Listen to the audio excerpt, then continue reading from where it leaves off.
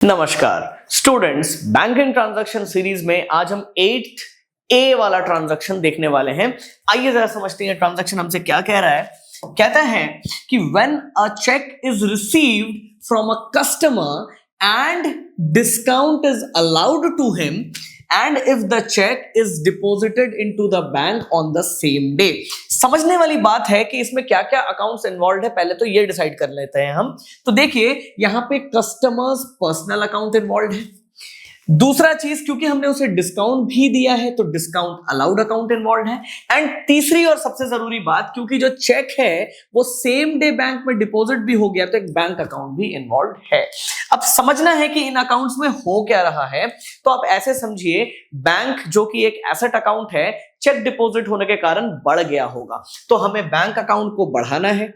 अच्छा, सेकंड अगर हम लोग बात करें डिस्काउंट अलाउड अकाउंट की, तो डिस्काउंट अलाउड अकाउंट एक एक्सपेंस अकाउंट है एंड यहां पे ये एक्सपेंस आपको पड़ जा रहा है क्योंकि आपने डिस्काउंट दिया है कस्टमर को, तो एक्सपेंस भी बढ़ रहा है, तो हम यहां पे भी इस अकाउंट को बढ़ाएंगे। एंड अगर हम लोग बातें करें कस्टमर्स पर्सनल अकाउंट की, तो ये भी एक एसेट अकाउंट है एंड एसेट अकाउंट होने के कारण ये क्या हो रहा है, यहां पे ये एसेट घट जा रहा है क्योंकि इसने अपना पेमेंट कर दिया।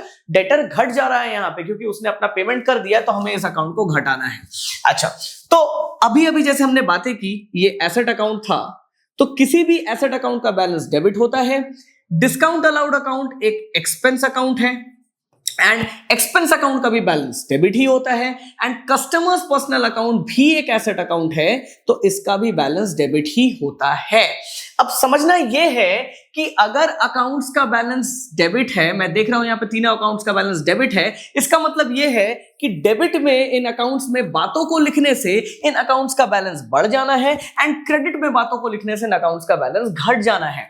अब एक एक करके समझिए हमें करना क्या था। हमें तो बैंक अकाउंट को बढ़ाना था, तो ऑब्वियसली हम डेबिट साइड में बातों को लिखेंगे। कुछ भी चीज जब हम अकाउंट में डेबिट साइड में लिखते हैं तो टू लगा के लिखते हैं। अच्छा, जिस अकाउंट को बना रहे हैं उसका नाम यहां पे कभी नहीं लिखते, तो टू में हम यहां पे किसका नाम लिखेंगे। हमारे पास देखिए दो ऑप्शन है, discount allowed account and customers personal account. तो हम यहां पे डिस्काउंट अलाउड अकाउंट नहीं लिखेंगे क्योंकि इस अकाउंट का रिलेशन कस्टमर के साथ है, कस्टमर ने बैंक में पैसे जमा किए हैं, तो हम यहां पे कस्टमर्स पर्सनल अकाउंट लिखेंगे। नेक्स्ट जो है हमारे पास वो है डिस्काउंट अलाउड अकाउंट। इसे भी हमें बढ़ाना था क्योंकि एक्सपेंस हमारा बढ़ रहा था। अब अगेन हमें समझना है कि अगर इसे हमें बढ़ाना है तो हमें डेबिट साइड में लिखना होगा। जब भी हम अकाउंट में डेबिट साइड में कुछ लिखते हैं तो टू लगा के लिखते हैं।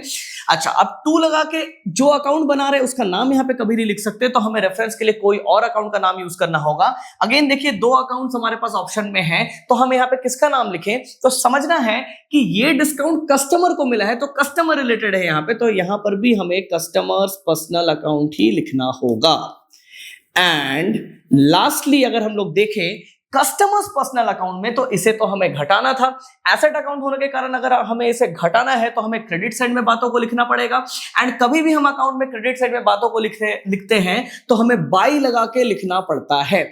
अब यहां पे ये देखना है कि हम यहां पे जो अकाउंट बना रहे हैं उसका नाम तो कभी नहीं लिख सकते, तो हमें यहां पे किसका नाम लिखना है। तो ऑप्शन में देखिए हमारे पास दोनों अकाउंट है और देखने वाली बात है कि ये दोनों ही चीज कस्टमर के साथ रिलेटेड है।